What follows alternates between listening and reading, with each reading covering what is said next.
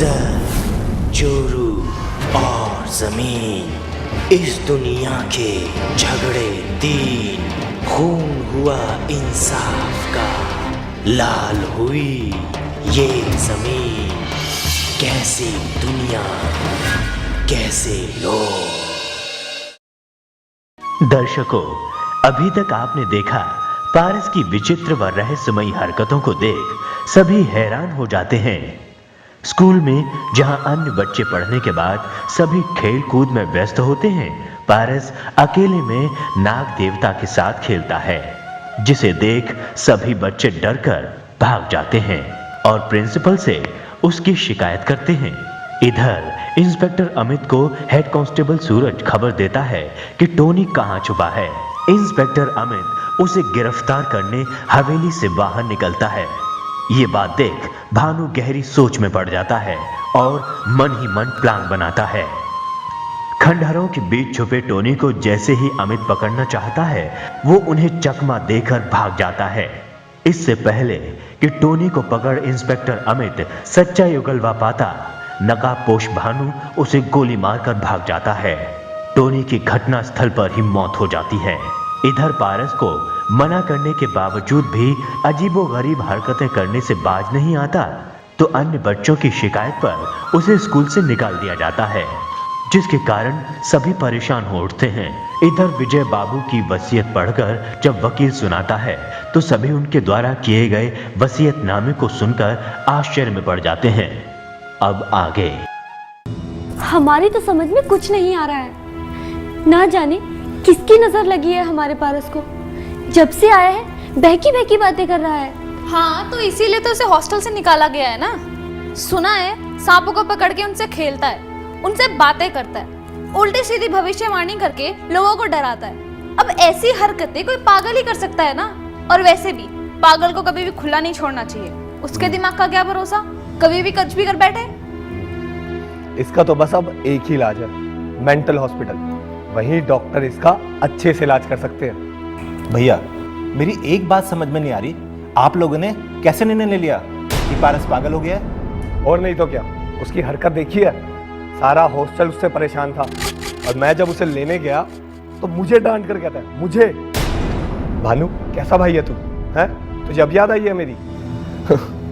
ऐसा लग रहा था कि वो नहीं, उसके अंदर कोई और बोल रहा हो। वो हमारा बच्चा है भैया, भैया की इकलौती निशानी है। हमें कोई भी डिसीजन लेने से पहले ना हमें ये सोचना है कि आखिर वो ऐसी बहकी बहकी बातें क्यों कर रहा है। मुझे तो पूरा यकीन है कि उस पर किसी ने जादू टोना किया है। जब से आया है अपने आप को एक कमरे में बंद करके रखा हुआ है। ना कुछ खाया है, ना कुछ पिया है। कुछ पूछो तो कहता है कि अभी हम बहुत थके हुए हैं, आराम करना चाहते हैं, सबसे कल सुबह बात करेंगे, कोई हमें डिस्टर्ब ना करे। क्या? आखिर ऐसा क्यों कर रहा है वो?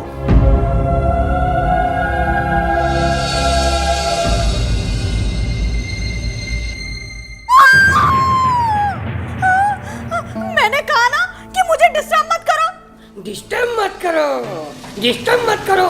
उधर उस बच्चे ने हमारी रात और दिन की नींद उड़ा दी है और ये कह रही है कि डिस्टर्ब मत करो। हाँ, मैं पूछती हूँ, इस चंडाल चौकड़ी का इतनी रात गए मेरे कमरे में इकट्ठा होने का क्या मतलब है? अरे सासू माँ, हम तो आपसे यहाँ डिस्कस करने आए हैं। जरा दिमाग पे जोर लगाओ। और पुरानी कहावत सुनी है ना कि एकता में ही बल होता है। हाँ। और अगर आपस में इस तरह से लड़ते रहे ना हम, तो उस खजाने में से एक फूटी कौड़ी नहीं मिलेगी हमें। अच्छा, हाँ, फिर तुम ही बताओ ना कि मैं क्या करूं? हम सबको मिलकर ऐसा ड्रामा करना होगा जिससे ये सारे लोग परेशान होकर खुद ब खुद सारी संपत्ति हमारे नाम कर दें। देख, तेरी मेरी बात तो अलग है खुशबू बेटी, लेकिन ये दो लक्कड़ फंदू यहाँ क्यों आ गए? इनको तो मैं एक फूटी कौड़ी नहीं दूंगी। लकड़ बंधु किसे बोला? तुम दोनों को। और किसे? तुम दोनों यहाँ क्या करने आए हो? मैं? अरे मैंने जो तेरी बेटी पाल पोस कर इतनी बड़ी की है, मैं उसका किराया वसूल करने यहाँ आया हूँ। और मैंने तेरी बेटी की मांग में जो सिंदूर भरा है वो भी बिना दहेज के। ओए होए होए, झूठ मूठ का 2 चुटकी सिंदूर लगाने से कोई किसी की सुहागन नहीं हो जाती। अच्छा, तो 4 चुटकी सिंदूर भरने से तो तेरी जैसी विधवा हो जाती है ना। बुढ़िया कहेगी 420। बुढ़िया किसको बोला तूने? आ गई ना अपनी असली औकात पर। औकात औकात देखनी है तुझे मेरी? अभी शोर मचा के सबको बुलाती हूँ। बचाओ बचाओ। दीदू वो बंद कर इसको। दीदू वो बंद कर इसको। बंद कर इसको। बंद कर दो इसको।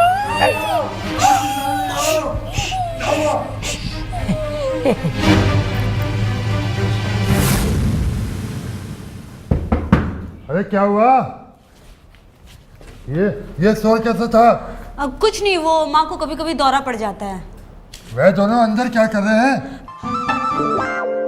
पापा मालिश नहीं, माँ की मालिश कर रहे हैं। मालिश?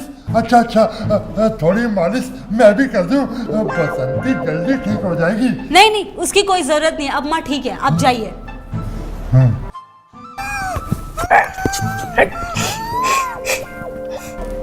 जरूर कोई चक्कर है। जाइए आप जाइए।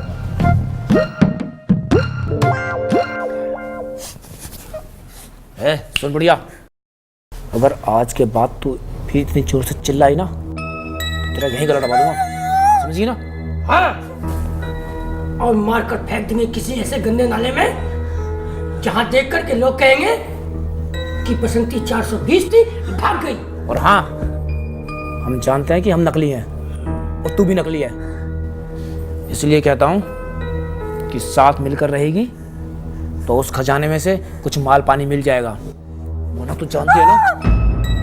हाँ, जो कहा है याद रखना, क्योंकि तू अच्छी तरह से जानती है कि अमीर चंद के भेजे में 1,83,789 छिद्र है, और कौन से छिद्र से कौन सा फार्मूला निकला है ये कोई नहीं जानता, सिर्फ अमीर चंद जानता है।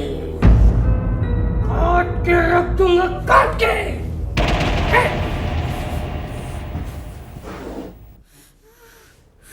हाय राम, ये तो बड़े खतरनाक लोग हैं। कहीं ऐसा ना हो ज्यादा के लालच के चक्कर में मेरा ही बैंड बज जाए। सब्र रख बसंती, सब्र रख, मिल बांट कर खाने में ही भलाई है। कल से पैतरा चेंज। चल अब जाकर सो जा।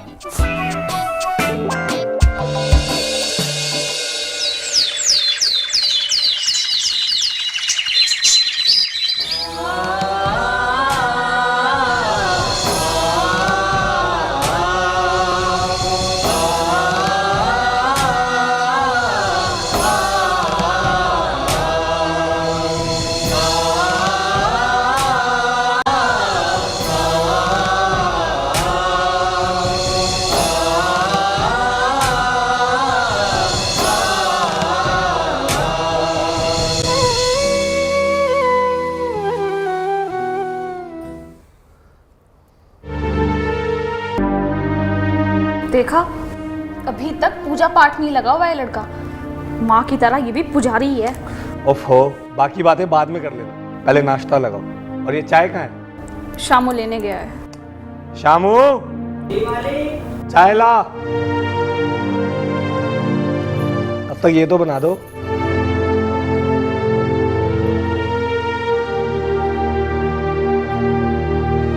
इतनी देर लगती है? लीजिए मालिक।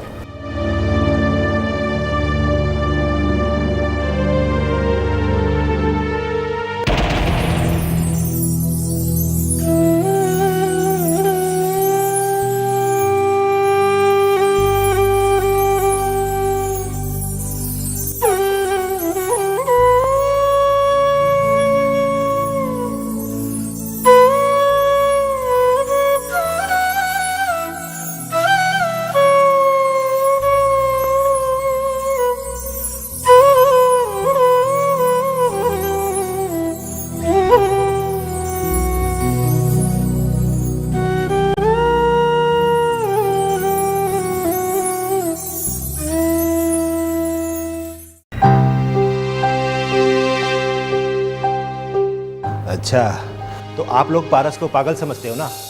वो पागल नहीं है भाभी, अपनी आंखों से देख के आ रहा हूं, मन लगा के पूजा कर रहा है वो। प्रभु की भक्ति में लीन होना कोई पागलपन नहीं होता भाभी। और वैसे भी आप लोग भाभी को पागल समझते थे ना। कान खोल के एक बात सुन लो, अगर आज के बाद पारो किसी ने भी पागल कहा ना तो मुझसे बुरा कोई नहीं होगा, समझी तुम? देखा, पुलिस में क्या भर्ती हो गए लाट साहब, घर में हम ही पे रौब झाड़ रहे हैं। कुछ दिन ठहर जाओ, तब पता चलेगा। इसमें बुरा मानने वाली कौन सी बात है भाई? पुलिस वाला है, जब तक अपनी आंखों से नहीं देख लेता तब तक यकीन क्या करेगा, है ना?